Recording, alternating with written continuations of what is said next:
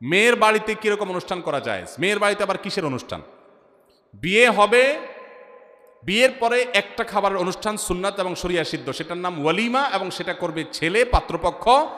তারা একজনের আস্ত একটা মেয়ে জন্মের পর থেকে শত শত দিন, হাজারো দিন পরিশ্রম করে বড় করে এই মেয়েকে পরিণত করে দিয়েছেন, শিক্ষিত করে দিয়েছেন। এরপরে আস্ত একটা মেয়ে ঘরে তুলে নিয়ে আসছে আরেকজনের।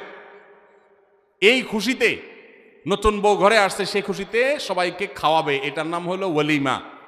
আর মেয়ের বাড়িতে বরপক্ষের লোকজন দলে দলে যে দর কষাকষি করে, না আমাদের 500 লোক হবে, না তাহলে ভাই সাহেব 400 করেন, না হলে থাক আমরা মাঝামাঝি থাকি 450 করি, এই যে দর কষাকষি করে মেয়ের বাড়িতে দলে দলে যে খাওয়া হয়, যেটার নাম আমাদের সমাজে বর যাত্রী দেওয়া হয়েছে, সেটাকে আমি বলি বরযাত্রী। যারা বিয়ে করেন নাই, বাপের বেটা মায়ের বেটা হয়ে থাকলে নিয়ত করেন যে আমার বিয়েতে কোনো বরযাত্রী যাবে না।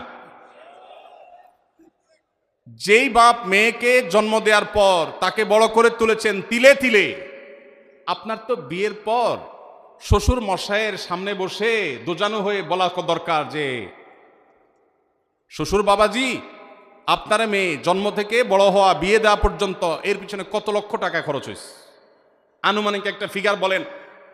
আমি গরিবের ভূত, একসাথে না হইলেও কিস্তিতে হলেও দিয়ে শেষ করার চেষ্টা করব। এটা বলা উচিত শ্বশুরে। সেটা না করে উল্টা ছোট লোকের মতো 200-300 লোক নিয়ে তার বাসায় গিয়ে খান, লজ্জা হয় না? বেচারা মেয়ে জন্ম দিয়ে কি ভুল করেছে?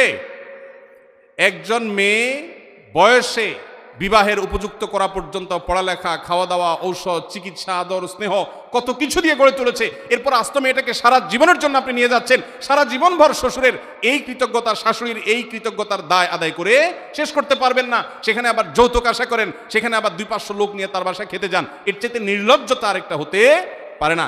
এই জন্য আমি এটাকে বলেছি, এটা বরযাত্রী না, এটার নাম বরযাত্রী। এই কুসংস্কার এবং অপসংস্কৃতি আমাদের সমাজ থেকে দূর করতে হবে।